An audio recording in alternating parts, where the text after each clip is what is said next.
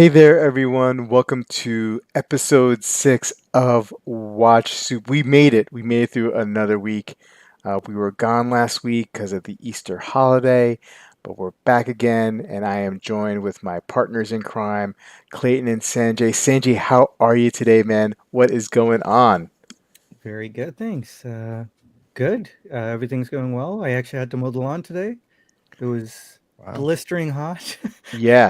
Yeah, yeah. Uh, I look at my lawn today, and it was raining, and I'm like, oh man, I'm gonna have to mow this week. I yeah, have to start yeah. mowing. So I'm a winter guy, so I was a Yeah. little, begrudgingly mowing the lawn. But it was good. It was a good day.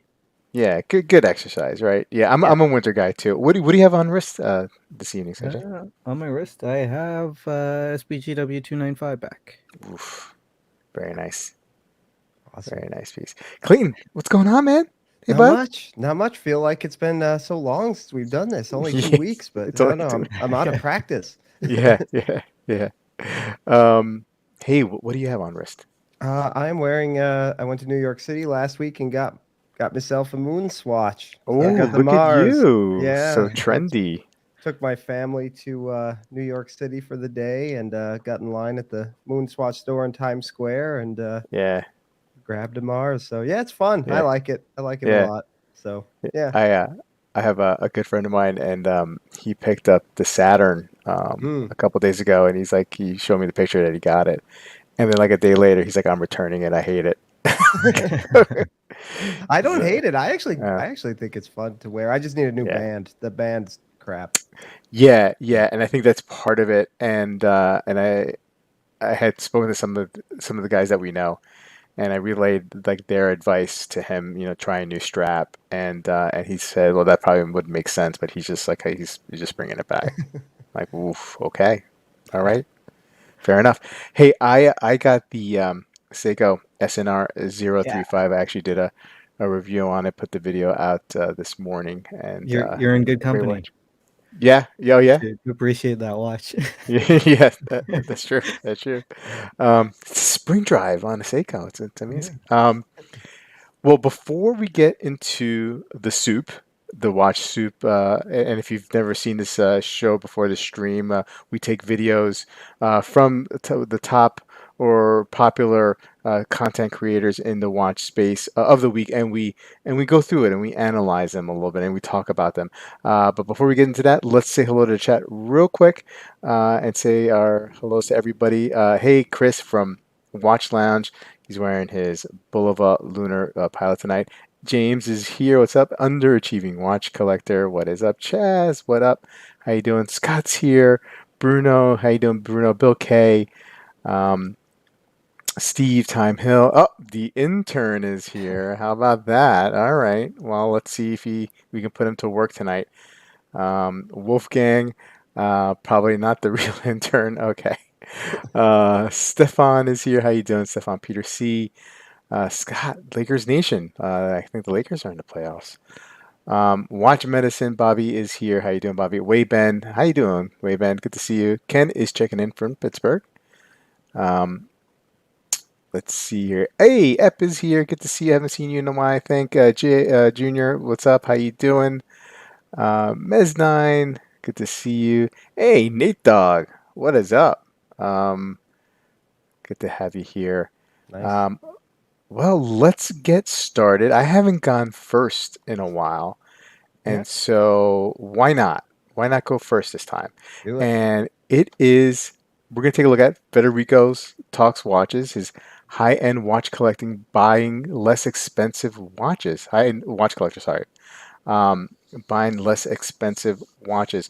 And so I'm intrigued by this because I go through phases where I start collecting, I move over to the higher end pieces, and then I go into some lower end pieces. I still delve into that. And so Federico, is at a point where he started working in the watch industry early on, working at a Cartier and Vempe and all these other places, and then getting into the secondary market game and selling watches. And he says that he pretty much kind of just jumped in at the high end luxury range, right? And so he didn't experience going through the motions of getting into the collection, starting off maybe with a at a lower price point with more affordable watches and building a price tolerance as you go higher and higher up the food chain when it comes to high horology. And he's bought a G-Shock, a square G-Shock recently, and that's one of his first G-Shocks that he has bought. He's got he loves his Tissot PRX that he has, which we know is an affordable piece as well. And so he's really enjoying this time, and it's not that he's going to be changing the way he's collecting. He still loves those high-end luxury pieces, and he'll still collect them. But I think it sounds like he's found a little bit of more appreciation for the lower tier, right, or the beginning, the when you're the intro pieces, right?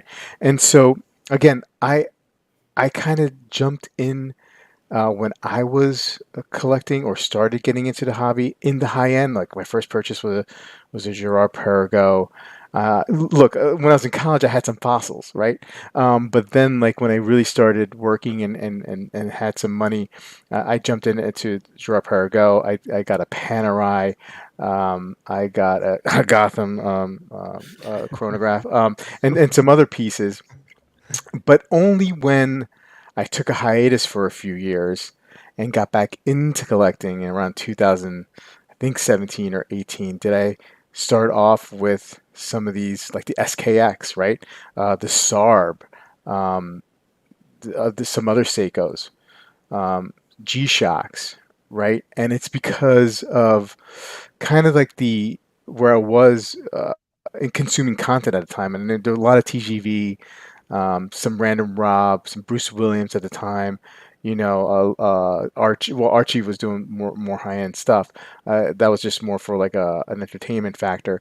But a lot of the guys that I was watching were preaching the affordable watch as a way to start off and go with, and I followed that um, line of thinking until I kept on going up and jumping up in tiers and trying new watches and learning, watch collecting all over again, right?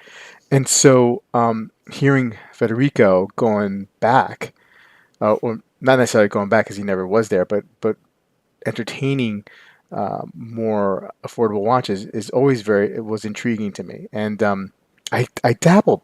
I go back every once in a while, man. I'll go and start getting some Seiko divers every once in a while when I want to a quick fix. Um, Clayton, what did you think about what Federico said, and do you find any kind of like um, familiarity or commonality with him?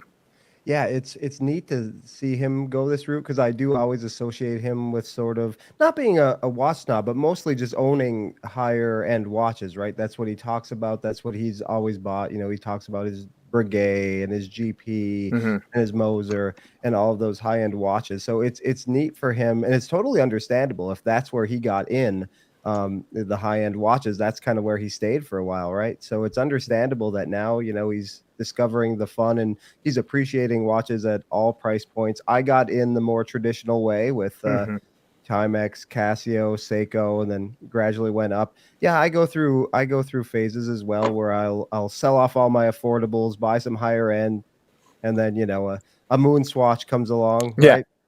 right? I just consolidated my collection for that Moser, so I have a small collection now that's with two watches that are the bulk of the money I've spent in the hobby right now. But yeah, like picking up a moon swatch, or I even got a Garmin for my new dog running watch the other day. So that stuff's always going to entice me. I like all watches and learning about watches that I know I will probably never ever be able to buy or probably would not even spend that much money on, like a Longa or something. It's still fun learning about that stuff, and I can appreciate it, even though I know I will probably never have the opportunity to buy one. I thought that about a Moser though too, and here we are. So I guess you never know what's possible.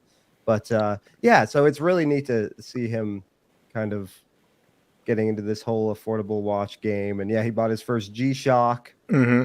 Um, And yeah, he encouraged people, if you do collect affordable watches, maybe don't hoard them, and maybe like Mm, how it is special to buy that one expensive piece. And then he encouraged high-end collectors. There is enjoyment in buying something on the more affordable end as well. yeah. So yeah, I think it's really great that he's going through this phase. We go through a bunch of different phases as Mm, collectors, it seems, on the journey. yeah. Yeah. Sanjay, what say you on it? I feel like, you show much love to all tiers of watches, right? Simultaneously, right? So it's not like you go into like a phase where you just are collecting affordables or looking at affordables, or you kind of like you get a Grand Seiko and then you throw in a Longines. You know what I mean? You bob and weave with the watch tiers. What did you think of this video, and how do you look at it overall? Yeah, I mean, it's an interesting video. Um, did it feel like a John P video to you guys? Because it felt like a John P video to me. But yeah, I agreed with a lot of what he was saying. There is a lot that you can appreciate with lower end watches, especially if it's something that is just completely different, Mm, like a Moonswatch or even um what was the G-Shock, the G-Shock Square that he got. It's you're not gonna find that in a higher tier watch company. Maybe a Breitling Endurance, I think, is the closest you can get to a G-Shock when it comes to a higher tier brand. Um, but I think I'd say a G-Shock is a bit cooler even, right? I'd say a G-Shock Hmm. Square, especially when you get 5610 is cool, man. It's yeah, multiband 6 oh solar yeah, for around $100. yeah, yeah. I mean, how can you beat that? Right. um, I feel like there could be some, like, especially the way he was um what's the word, being an ambassador, not an ambassador, but advocating, that's the word, advocating for a higher end watch collector to try lower end watches. I feel like there is a bit of danger there, in the sense of like someone who buys Patek Philippe's just tries SKX. I mean, yeah, like the person is probably going to think They're gonna hate it's it. trash, right? Yeah. Um, compared to someone who might actually try something different, like a G-Shock. I think those are mutually, not mutually exclusive, but they're compatible one with another. mm, But a high-end watch collector, if he just goes to something so low end that it could cause some I don't know, disillusionment. I could see it. Like even something like a micro brand, like someone who constantly buys um, uh, sports Rolexes, just decides to try a Laurier Neptune or something. I mm, feel like there could be quite a bit of disappointment if their um, expectations are not checked. Like, Right. yeah, but I'm only speculating because I yeah. I can enjoy the Laurier Neptune, the G-Shock, the SKX, and a Rolex Submariner, and be really really happy. Uh, Chances are not too great that I would wear those Lauren watches if I Mm. had that Rolex Submariner, but but Yeah, but I mean, I think I don't know, Sanjay. I mean, like I'm thinking about it, and like, sure, if you jump into the pool, high end luxury end of the pool at first, it yeah, may be hard to try something new and more affordable because your frame of reference is just these high end pieces, and when you get that Laureato for like 400, I mean, the Laurier for like 400, $500. I mean, you're like, whoa, I mean, this is an apples and oranges, and it's just way too different. But if you have a more humble start, let's say, right, mhm, and you move up, I think, at least for me, and I'll speak for myself, I still have an appreciation for those affordable pieces because I've experienced what a $200, $300 watch felt like um, before I experienced the $8,000 or $9,000 Submariner, right? yeah, And so I could go back and know that and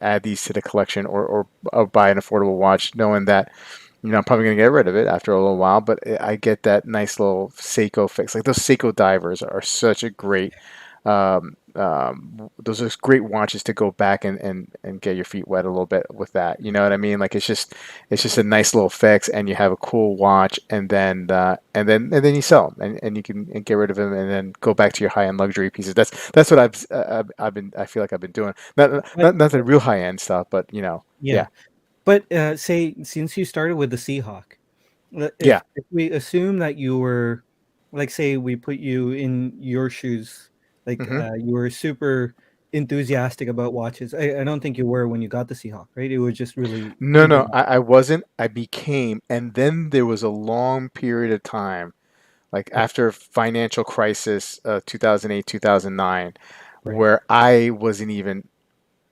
into like watches weren't like a priority at all until like maybe 9 years later, 8 or 9 years later. So like when I got back into it, that frame of mind, like I almost started as a newbie, like Okay. Yeah. looking at the affordable pieces, right? Yeah. And so even though I had the Seahawk and maybe not at the time not realizing what I had, right? Because I didn't Yeah. when I first got it. Um, that yeah, I mean it's just it didn't matter. Like I was like new. I was fresh, you know. Yeah. Um, Yeah. and so But yeah. if you didn't have that gap, I feel like you might have been a bit disillusioned with this 6R31 or You're probably right. 6R35 movement, or Yeah, you know. yeah, yeah. Yeah, no, Yeah. no, I no, I agree with your point. I think it's definitely harder when you jump in and you're playing around with these high-end horology pieces to try something way down the rung. But if you start off at the bottom of the rung and then move up, I think Yeah. it's easier to come back down a little bit for a little while. Absolutely. Yeah. I And agree. if you can try affordable watches that are doing things that the higher end guys aren't doing, like a cool micro adjust, like what Formex does, for Mm, instance, with the quick change and hmm that kind, and the the straps with the ratcheting adjustment on a deployant, which is you're not going to find that at even the higher end price levels, mm, or the Traska, Mm. even with the scratch, if you care about scratches with that yeah. coating they use. So if you do some research, and I don't know if higher end collectors would necessarily do that going down. But it might be a whole new world to discover. Look at Kevin O'Leary, our friend. He's blown away by all these watches that Teddy shows him, right? Well, Yeah. Yeah, I was thinking about yeah, him too, especially with the right. Traska, like when Yeah, Teddy was scratching the link yeah, in front of yep. him. Yeah. Yeah. Let's see what the chat has to say about this topic. Oh, Steve saying the intern gets a bad rap. I mean, who wouldn't want to intern for Rob? Oh yeah, well apparently he doesn't because he never really does anything. The internship is getting away in way of defending championship. It seems I smell a weakness. Um, okay. Hey, Karan is sick. Karan is here and he is sick. Oh, sorry to hear that, Karan. Hope you feel better. Um, Let's see here. Hans is here. How you doing, Hans? Good to see you. Hey, hey. Uh, hope all this talk of cheap watches doesn't make Karan feel worse. Hey, Hans is wearing his SKX Hey, there zero you zero go. nine tonight. There you go. Uh, howdy, And he Big has Wrist. some How you higher doing? end pieces too. So Yeah, Mhm. absolutely. Um, Justin saying, get rid of everything and enjoy no more than 5 pieces. Okay. We've been saying these days I seem to buy 1 or 2 affordable pieces between high-end purchases. I got a Laurier, a Citizen Silverleaf, and a Yes watch, while buying Grand Seikos. Okay, yeah, I mean that's a nice I little want to way to try do a it. yes. I think those are cool. Those are the digitals. They're big though. Yeah. Those are pretty cool. Um, Big Red says today I went all out and I'm wearing the Casio Duro two tone, a very on a Beats of Rice bracelet, very nice watch. Uh, eight. Sometimes an affordable can just quench our thirst for a purchase Mm-hmm.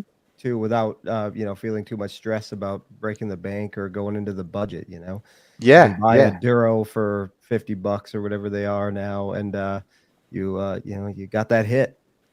Yeah, absolutely. Yep, totally. Justin's paying dues. Oh And there's yes, the World yeah. Timer. Real timer, nice. Casio Royale. Yes, Uh, there you go.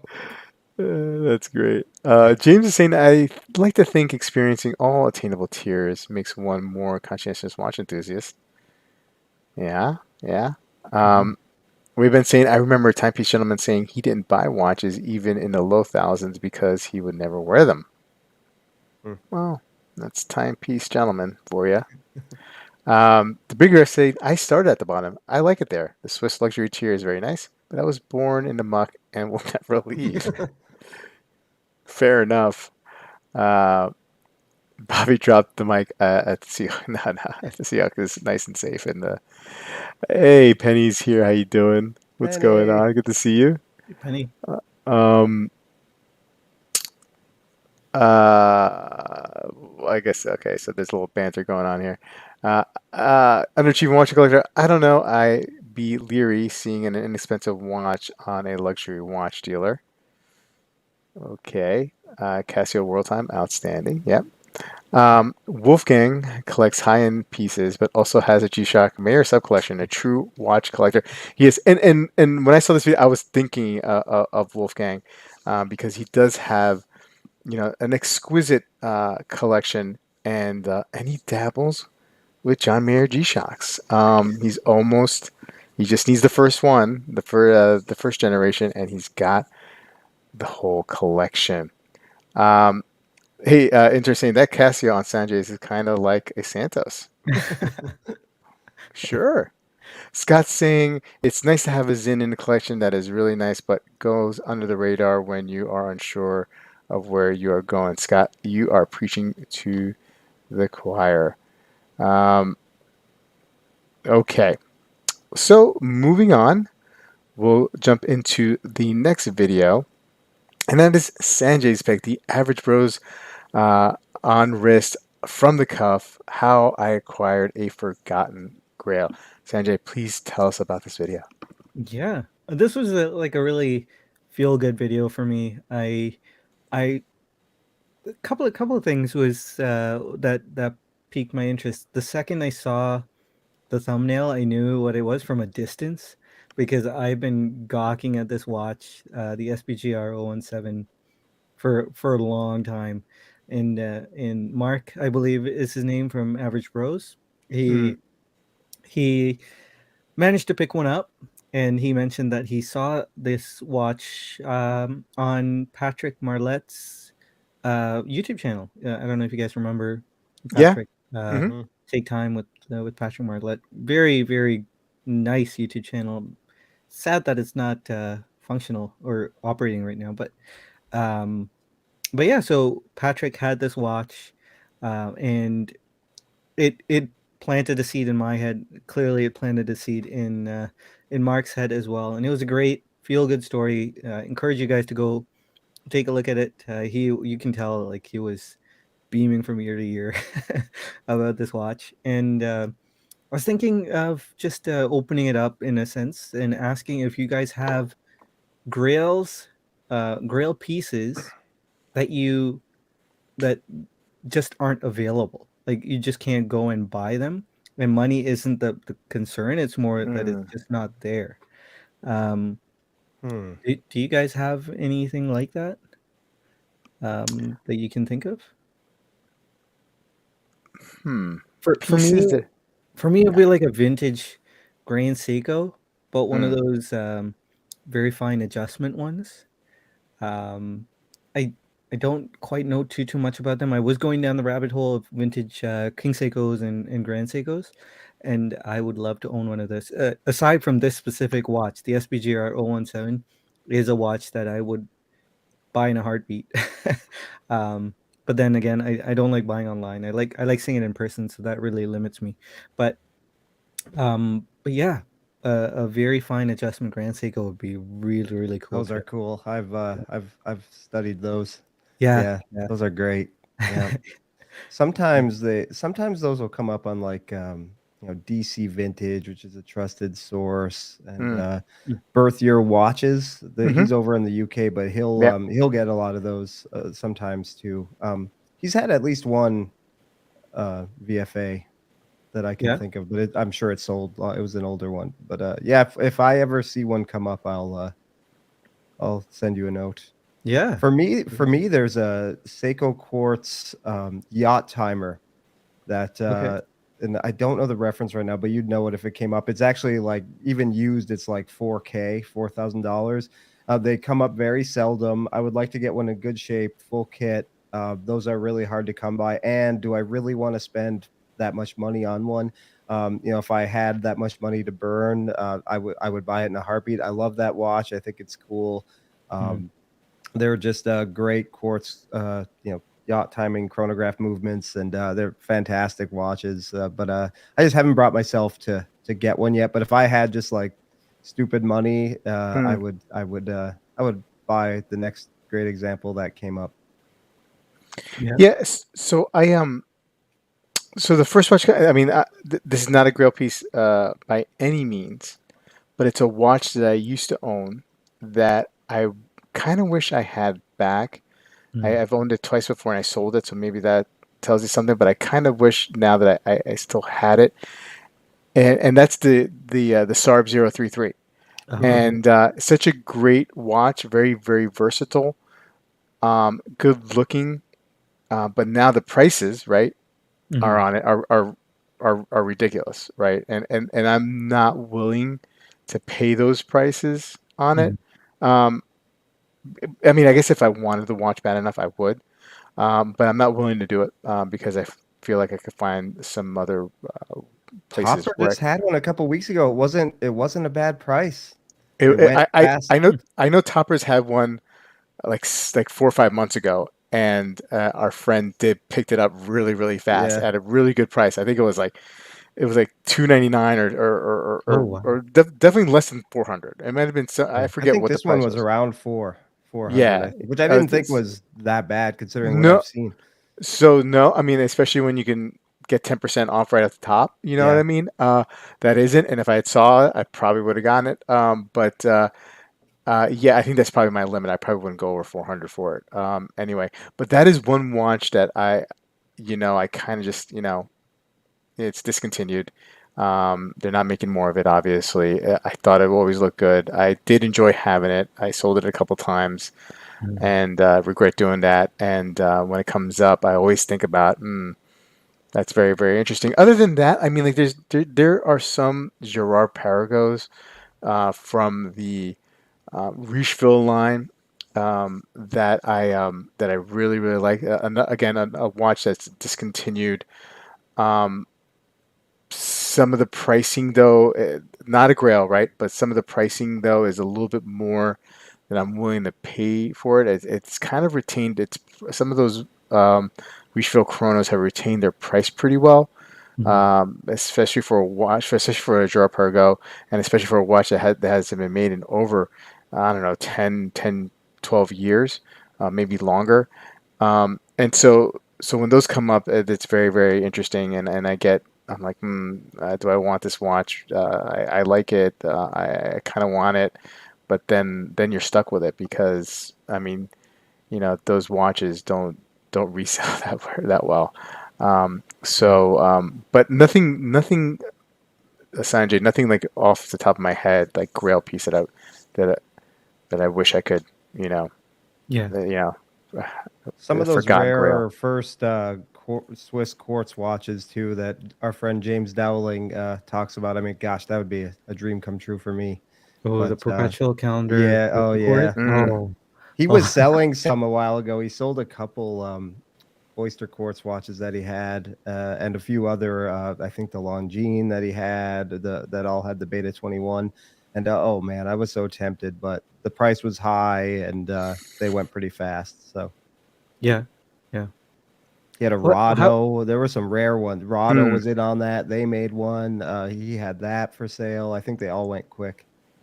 Is there a watch that you guys would love to own that has, like you mentioned in your last stream, not last stream, but one of your streams, I think Tuesday, Rob, that there's special provenance. Well, I think it was Joey's watch that was being sold 3 times the provenance, right? Was it Yeah, Alton? yeah. Oh, the Uh, the Weiss was it yeah, the yeah. what? Yeah, yeah.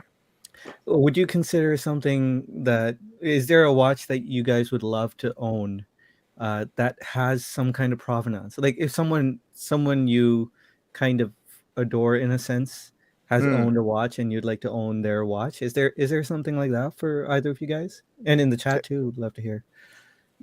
Like with something like a James Bond, like a Seamaster James Bond kind of like Yeah, yeah, edition. Yeah, yeah. I mean that is always an interesting watch, right? I mean, I'm I like James Bond, not necessarily a huge fan. Yeah, I'm a big fan. I mean, I've seen most of them, right, or all of them. right. I like that that Seamaster that came out about a year or so ago with a mesh bracelet. That James Bond, and I think I like that a lot. But I mean, it's just again, it's a price point thing for me, Yeah, value proposition, right? But other than that, I mean, I think I got my the other one of the other James Bond watches, which is Submariner, right? yeah, So I mean, I got one of those. Um, I don't know. I mean, like I can't think of anything anybody else.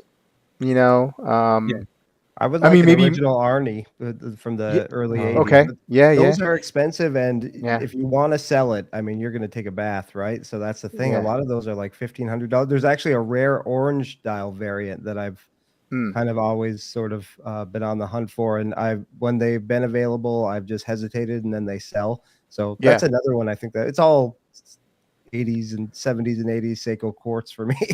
Yeah, yeah, I thought about I can't believe I this one slipped off. I mean, I can't believe I forgot about this.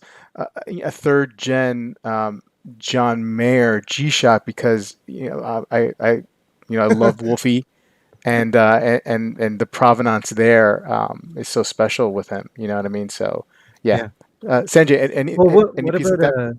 what about an Oyster Perpetual with the funky dial? Bubbles. Bubbles? Well, I mean, Bubbles needs to get a Bubbles first, right? Right. In my, Well, I mean, or maybe he I doesn't think need to. I think Wolfie is, and that's the Wolfie watch. Even if he never buys one, Yeah, that's true. become the Wolfie watch. um, I. What about you, Sanjay? yeah. Anything? For me, I actually the people around me, it's a really boring answer, but the people around me when they sell a watch, I have like this huge drive to actually purchase that watch. Um, like when Dib was selling the tatami, the Yeah, Grand Seiko, yeah, I was like, oh, it's Dib's watch. yeah. I'd love to own that, but It's cool to uh, keep Marcus it in the has something like family, that with. right? Yeah, yeah. Yeah. Keeping in the family. Marcus has yeah, like that kind of like relationship with you, though, right? I mean, like, how many watches did he bought that you've actually owned? You yeah, know? the Speedmasters, both of them, like the Tessellite and then Sapphire Sandwich. So Uh, both times I didn't know he was looking for a Speedmaster. I'd have just sold it directly to him. he probably Um, didn't even know he wanted one until you sold it. yeah, Maybe. Yeah. yeah, Let's if you guys think of any other ones, please shout out. But let's check with the chat here. Maison saying I got the Zin EXM 3F as a beater, but when I go out, I wear a Navitimer, Moser Heritage, or 50 Yeah, great trio there, man, yeah. and with the ECM. Um, Bobby's saying if anyone has the first Hodinkee Mirror G-Shock, please contact Wolfgang or Rob. It would mean the world to him if he completes the set.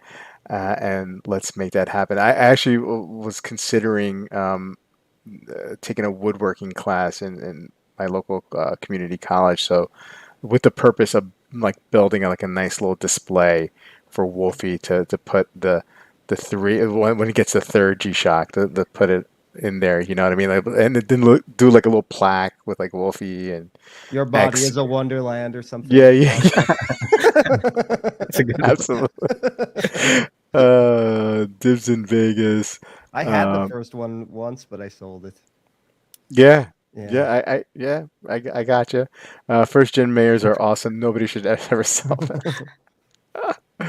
Uh, Karan saying the Patek 5070 is his Grail piece. Also a Longa 31. Um,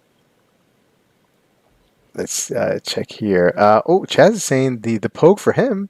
Maybe someday. It's just hard to find a good example today that hasn't been tampered with or isn't too pricey. Yep. Mm, MD Chaz is saying my Grail is the Seiko Spring Drive Moon Phase. mhm. Right now for Maison, it's going to be the Explorer 40. Money not a problem. Finding one, going to be the issue. Yeah, that's going to be a hot watch, I would imagine. Um, Bruno said, I would love to find a new old stock mechanical skin diver from the 1960s, 70s, any brand. Okay. Yeah. I mean, hopefully you can find one of those for sure. I just got my Grail, says Penny, the new BLRO from the AD. We'll take another long break from acquisition. Sure. More modest watch I'd like to find is the Black Dial 903, as in 903 from Maison. BLRO, sorry, that's a I'm s- Pepsi, right? Yeah, she got a Pepsi. Yep. Yeah. Wow. Wow, Yeah. congrats, Penny. Congrats. Bobby saying, I missed out on Anthony Bourdain's auction of his personal items. I feel it was a missed opportunity. Um, let's see here. I could see Bobby owning a celebrity's watch. I mean, he did with Alton. Yeah, he did. Yeah, yeah, right. And Scott's saying, my Grail is the Parmigiani Fleurier Toric Memory Time from 19. That's a beautiful, beautiful watch. Those Torics from the 90s are amazing. I love them. Um, feel like, a couple years ago you could have gotten them for a pretty good price, and now they're starting. They've crept up. They've crept up a lot. Um, okay, so if you guys are okay, we're gonna move on to the Hodinkee Hi Ho teaching time with Kermit the Frog, and oh boy, Clayton, you picked this one. Tell us a little bit about it. Yeah, I felt like it had to be discussed. And my dog is really snoring in the background, so if you No, can no, hear it's that, okay. I'm sorry. Yeah. Well, yeah, this video, well, it's not easy being green, guys. And Mm-hmm. it's not easy talking to Kermit about watches because he doesn't know anything about them. Lucky Doesn't wear them. Ben Clymer is here. Yep, circadian rhythms. So yeah, so Ben Clymer interviews Kermit. I gotta say, the voice of Kermit, not I didn't like it at all. I know Mm-hmm. Jim Henson voiced him and Yeah. created him and has been gone for a long time, but I don't feel like the Kermit's subsequent Kermits have been this poor. There were a Yeah. lot of comments in this like Kermit needs to lay off the smokes and all this kind of, yeah, I didn't enjoy this Kermit voice, but anyway, Ben's buttering him up, saying he's a big deal in the Mm, watch community, and he says, he doesn't really wear watches, doesn't know anything about watches. He has frogs use circadian rhythms to tell time, so it kind of makes wearing a watch redundant, which sort of makes you wonder why they're doing this interview. But yeah. it's for the kids. This is all a big Oris Pro Pilot X Kermit ad, I think. It'd be interesting to see who footed the bill for this. So Kermit says maybe we should do a show wearing watches instead of talking watches, which it sounds like a pretty good idea. Jory, I don't know if you guys saw, Jory did a response to this Oh, he did. time telling. I almost covered that one instead, but Yeah. he's how he is. It was a little too over the top, just Was ripping on he it. So I felt like this was better. was he happy about it or not happy about it? Oh yeah, what do you think? He was very he was just ripping it to shreds. Okay. Oh yeah, you should go and watch it. Yeah. It's pretty good. Yeah. So of course, he's telling Ben's telling Kermit about watches. It says maybe an heirloom watch. Then he talked about the Speedmaster he got from his grandfather, and Kermit says, well, Fozzie had a joke watch once, so maybe he'll get that someday. Maybe when Fozzie passes away. And Kermit said, well, maybe I would like a Speedmaster because I like Buzz Aldrin because it's the noise my favorite food makes. So there's that. Oh my gosh. Oh, yeah. And then he learned about the Blancpain 50 fathoms. I'm gonna lose it here, guys. He learned about the 50 fathoms, and he said he could use a dive bezel to keep track of floating in the pond, but it might ruin the battery. And Ben said, well, not all watches have batteries, Kermit. He explains the difference between quartz and automatic. And then, he said he could flop around and charge the watch that way. He could go crazy flopping around. And Ben said, that gives new meaning to the word green energy. So there's this is really, really something. He goes into complications. And Kermit said, that Ben told him about moon phase, and Kermit said, well, Rolf the dog might like a moon phase because he would know when to howl at the moon. Writes itself, these punchlines. And then they talk about Parchi watches for kids. And then, Kermit gets a little philosophical here, says, you should make time to, he likes time. He likes watches because, time, you should make the best of it. Self-care is very important, right? Be with your loved ones, be with your family. Don't be so focused on work. Then they do more talk about the Oris watch. He talks about Kermit Day, which is just a day of self-care, making sure no one else is around, just out on a lily pad on the pond. And then he sings a song where he's in the window of the Oris Pro Pilot X Kermit edition. Yep.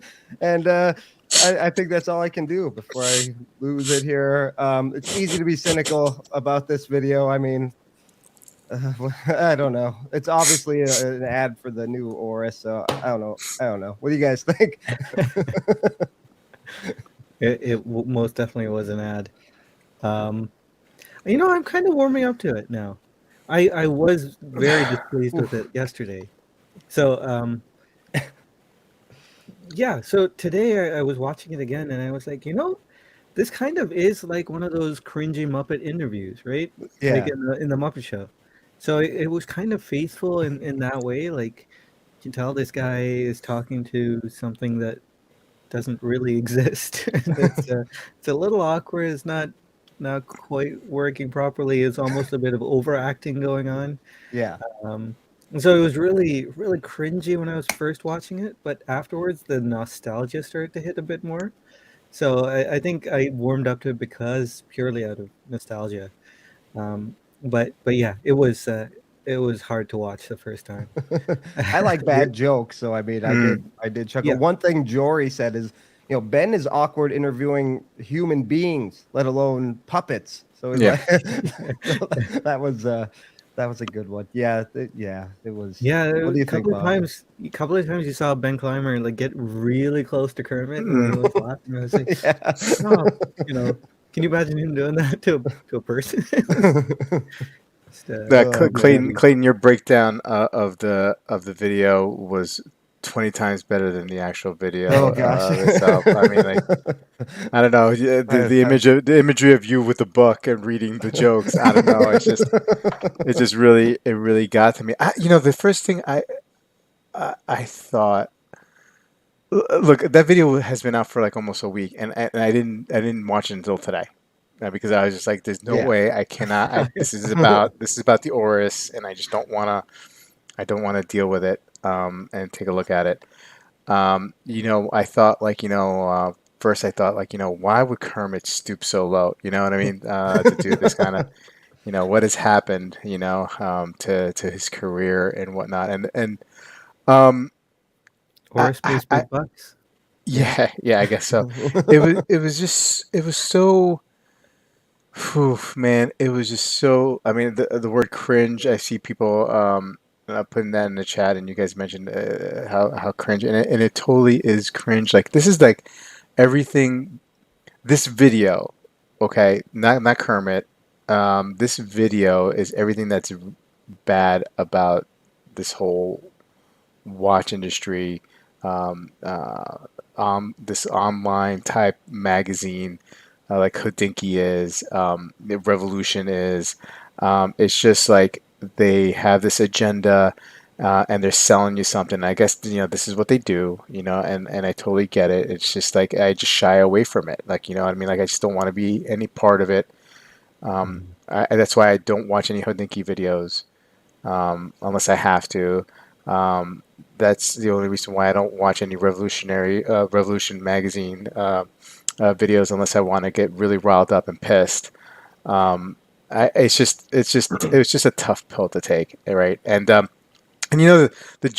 jokes were great, but I just thought it was weird, right? You're talking to Kermit the Frog, and you're showing, and then so you take somebody, right, in theory, who doesn't even wear a watch, who knows nothing about watches, and then you throw out there I think there was like a paddock in there, right? There was the Yeah. Speedmaster, and there was the 50 Fathoms.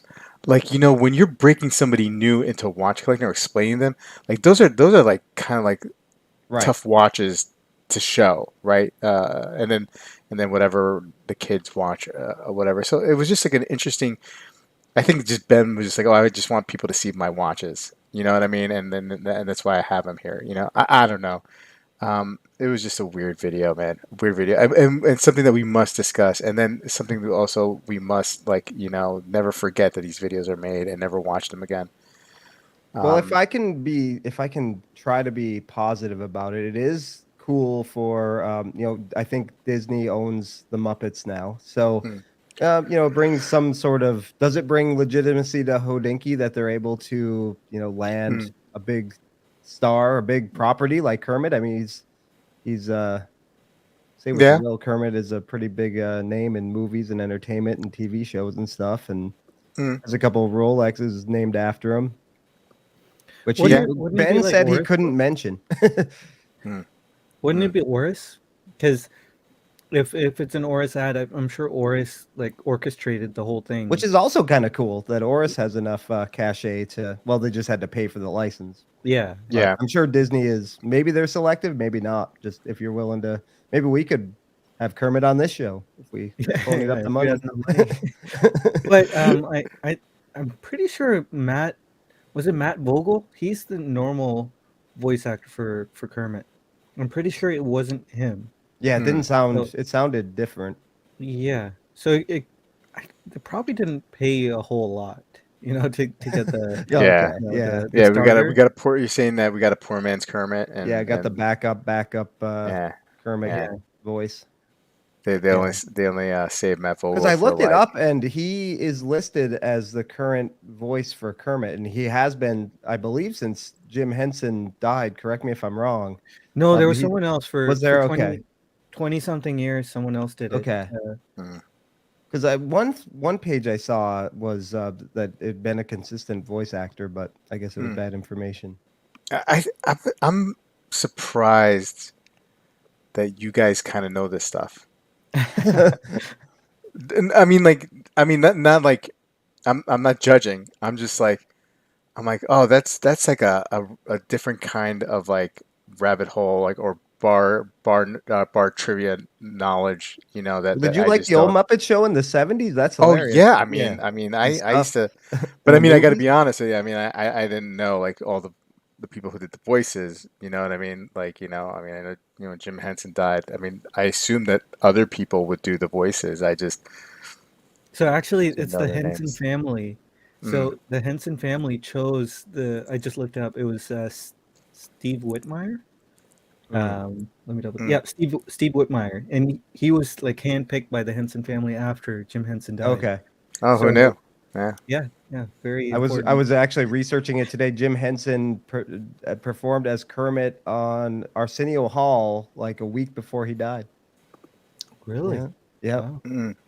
Uh, so Sanjay, you know who the current voice for Kermit is, but you've never seen The Godfather? I haven't.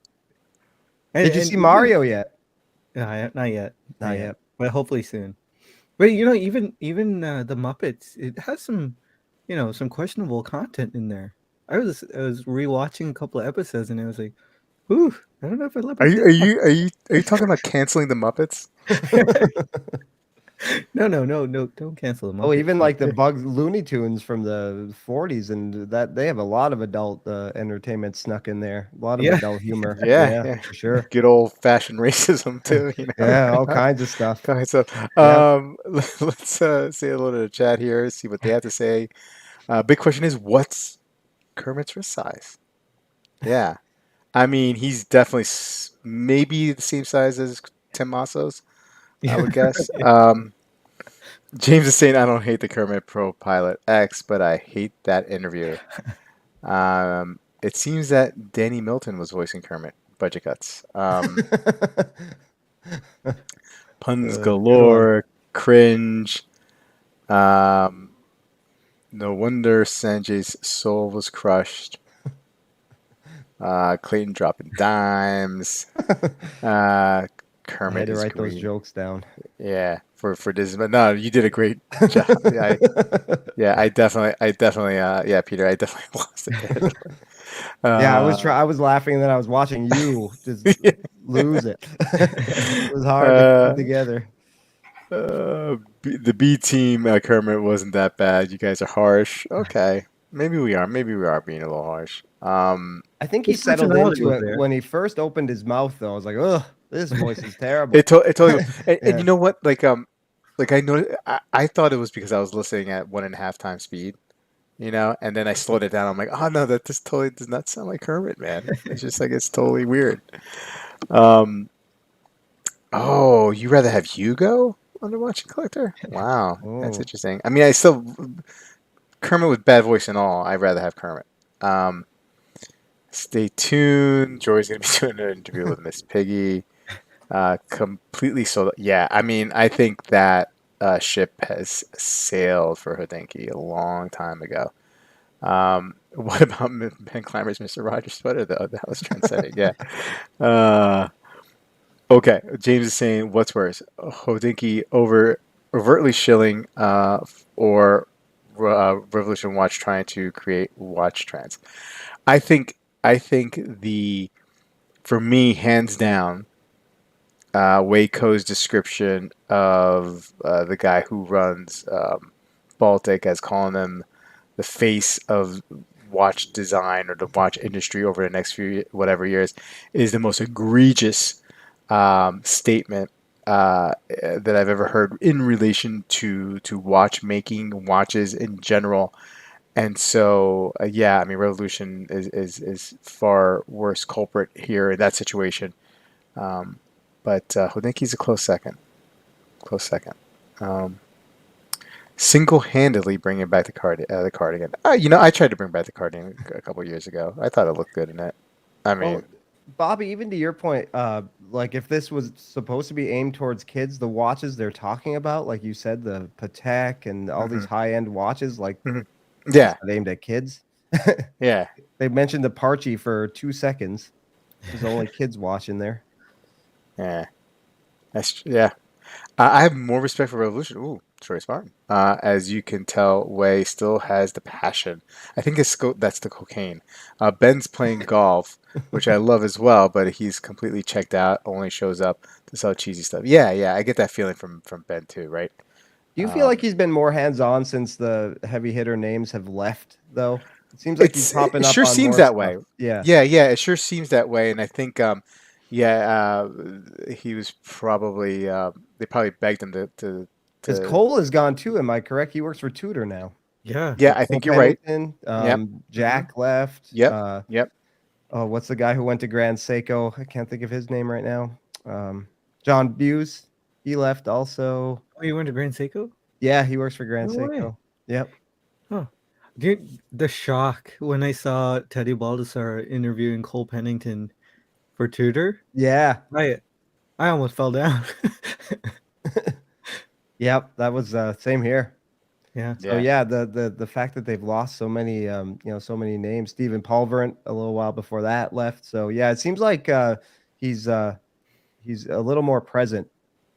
Yep. I think you're right. James saying Stadler and Waldorf are my spirit animals. I'm Yes. I Love those was guys. I'm a big Fozzie the Bear and Animal guy. Like those two I love. Those were those were my Muppets. Those were my guys. Um, what about you guys? Who are you Muppet? Who's your guys when it came to the Muppets? I love those two. Yeah. Beaker. Oh yeah, Beaker's Oh, classic. Beaker. Yeah, Yeah. yeah. Um, But what's the blue guy's name? Gonzo? Gonzo. Yes, Yeah, Gonzo. Gonzo. You always have like chickens with him, right? Didn't he have Yep. like chickens like following him around, like he had like groupies, you know? Yeah. Chat. What's your spirit animal Muppet? Yeah, Love Cookie to hear. Monster is a good one. I like the Sesame Street guy, Bert and Ernie. Yeah, Bert and Ernie's great. I'm a big Count, the Count. I love the Yes. Count. You know, Mm. that was my guy on Sesame Street. I'll stick to the Appalachian Trail. Yeah, Right. yeah. Fair enough. Fair enough. Uh, Revolution is a brand brochure channel. Absolutely, Paul. Um, nobody nobody rocks a cowboy jacket like Waco. Um, Simply here is you were right about Waco. He's swallowing in the back of the throat. Oh, that good way. Okay. Oh, Cookie Monster. Yeah, for sure, Yeah. man. Oh, I love Cookie, man. Oh, you know those aliens? The Yeah, yeah, yeah, Yep, yeah. yep, yep. Those guys are the best. Yeah, those guys are great too, man. Those Muppet guys are. Babies was like Uh-huh. that show too. I love Muppet Babies. I read that. Danny, I was getting a little too old at the yeah, time you're to you're gonna be 50. I'm 44. So yeah, yeah. yeah. But Uh, I Muppet remember Babies is Saturday right in my mornings. zone. Yeah, Yeah. yeah, gotcha. Um, Gonzo frustrating the blue bald guy with the orange mustache in my favorite regular Muppets today. Absolutely, absolutely. Rolf is pretty Telephone. cool Yep, yep, too. yep. Rolf is cool. Yeah, Rolf is good. You know, I mean, Sam the Eagle, right? You know, very stoic. Um, and then you had Pigs in Space. Remember that? That was a great little episode, like a little sub show in uh, in Muppets. You know. Miss Piggy and her relentless pursuit of poor Kermit. Oh yeah, she's always trying to find love, wasn't she? Cougar. Um, I don't what know if was she's that? old. Cougar, but I don't know if she's that Yeah, much yeah, older than him. yeah, yeah. With the beautiful melody, air cooled flat six. Our boy's done well and deserves it. Ha ha ha. Okay. Ben Um, Timer, I think, right? okay. Okay. Yeah. Yeah. Um, Ben's laughing all the way to the bank. That's true. I mean, he is right. I Yeah. mean, and good Mhm. for him. Like he created it. He started it. This is his baby, and he sold it. Probably at a really good time to sell it. Because And Hodinkee also did a number of podcasts from Watches and Wonders, and he was on every one mhm. with James Stacy. Yeah, So they're like the only two, like I know Danny Milton, but James Stacy and Ben Clymer are really the only ones there with any sort of like real name cachet now, too. So will they make a big splash and hire somebody away from another well-known I organization? think well, I mean, like how I don't know how important it is to do that. Like they kind of are the Hodinkee's the name, right? Like, yeah yeah, they're kind of the name, right? You know what I mean? So they probably don't have to worry about that so much. It's kind of like being the first thing, being the first one to establish something, right? You know, I mean, like yeah, Kleenex, right? But I mean, it's that's a name of the brand, but we all call every kind of right. tissue Kleenex, you know. So um, Or you think of bands like right now the band Foreigner tours with no original members. No one cares. The name is much bigger than anyone who was actually in the band. So it's like yeah, really doesn't matter who the hell's in the band. yeah, But as long as the people know the songs, they'll keep coming to the shows.